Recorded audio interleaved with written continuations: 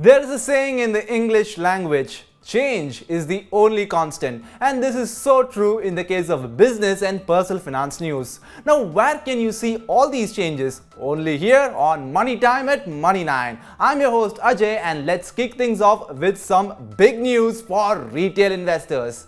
SEBI wants to change the way you buy and sell shares of companies. Very soon, you might not be required to transfer funds from your bank to your demat account to buy and sell shares. In fact, without transferring funds to your stockbroker, you will be able to place your trade on its platform.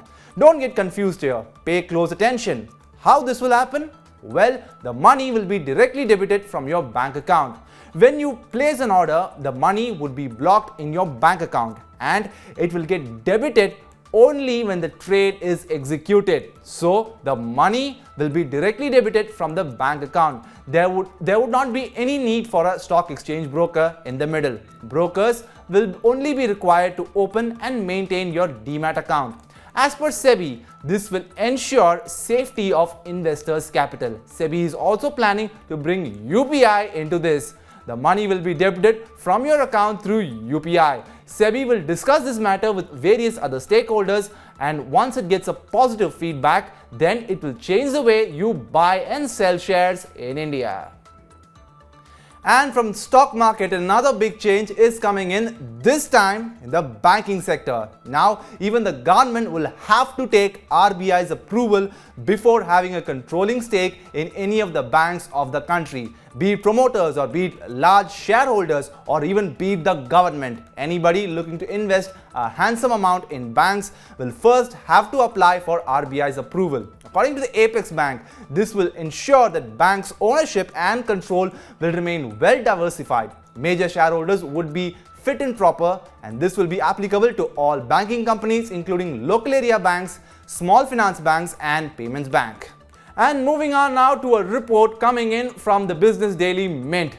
Rising home rent is emerging to be India's new inflation threat. Now, citing the report of a real estate consultancy firm Anarock, the Business Daily said that on an average, rents have risen by 20 to 25% in the top 7 real estate markets in 2022 from the pre-pandemic levels. Now, citing the September quarter housing price index of the RBI, the Business Daily said that due to unprecedented capital appreciation, the index had reached to a 10-year high level. Now, the rising real estate prices will also impact the overall inflation basket.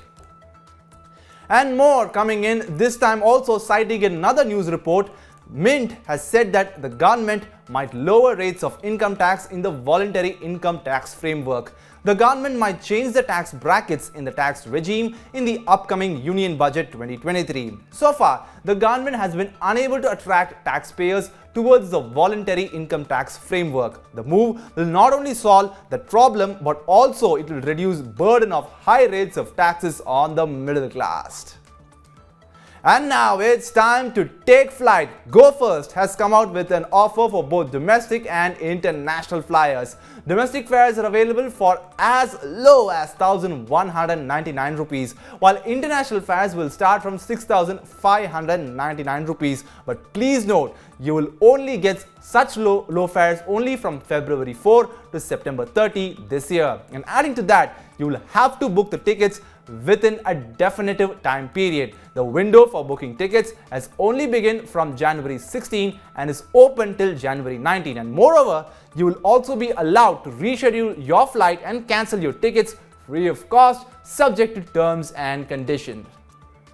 And it's time to still stay on flight because the next news is also coming from the aviation, and it's particularly for the people of Jaipur-Jodhpur routes. Low-cost airline Indigo will start new flights on the Jaipur-Jodhpur route from February 2. The flight will operate 4 days a week on Monday, Tuesday, Thursday and Friday. The flights are now open for booking. The Tata Group will run full-service carrier Vistara has said that now every week 6 flights will fly on Goa and the Mumbai route.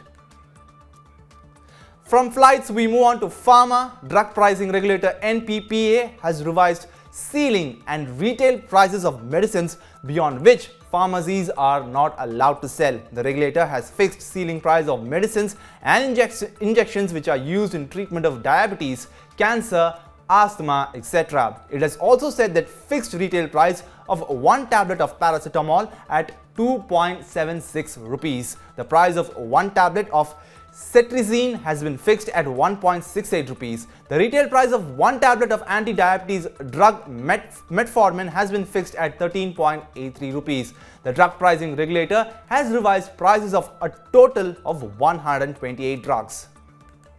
And now the booking for Mahindra & Mahindra's electric SUV, the XUV400, will start from January 26, 2023.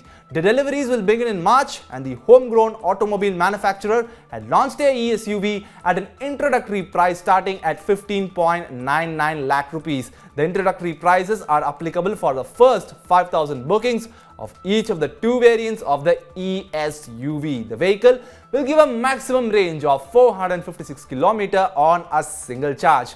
The XUV400 will play in the compact electric SUV segment. It is expected to give fierce competition to Tata Motors' Nexon EV.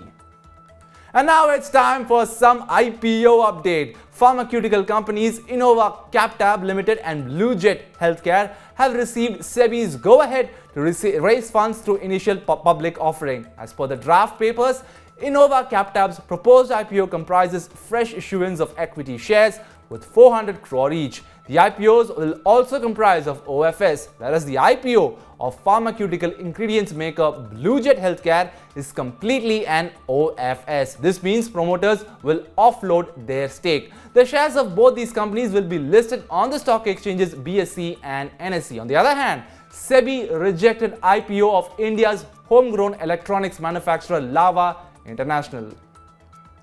And we call it a close with another report of the RBI. The Reserve Bank has said that there has been improvement in the financial health of budgets of state governments. The report mentioned that health of states has improved remarkably after the COVID-19 pandemic. There has been broad-based economic recovery resulting in high revenue collections. The central bank has advised states to take measures to crowd in greater private investments. The report also highlighted sectors towards which states has given maximum budgetary allocation. For example, Delhi, Andhra Pradesh and Punjab have the highest share of education in their total capital outlay.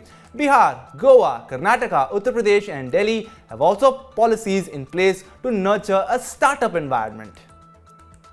Well, that's all for today here on Money Time at Money9. Download the Money9 app and stay tuned to Money9 English's YouTube channel. See you again tomorrow at the same time. And until then, this is me, Ajay, signing off.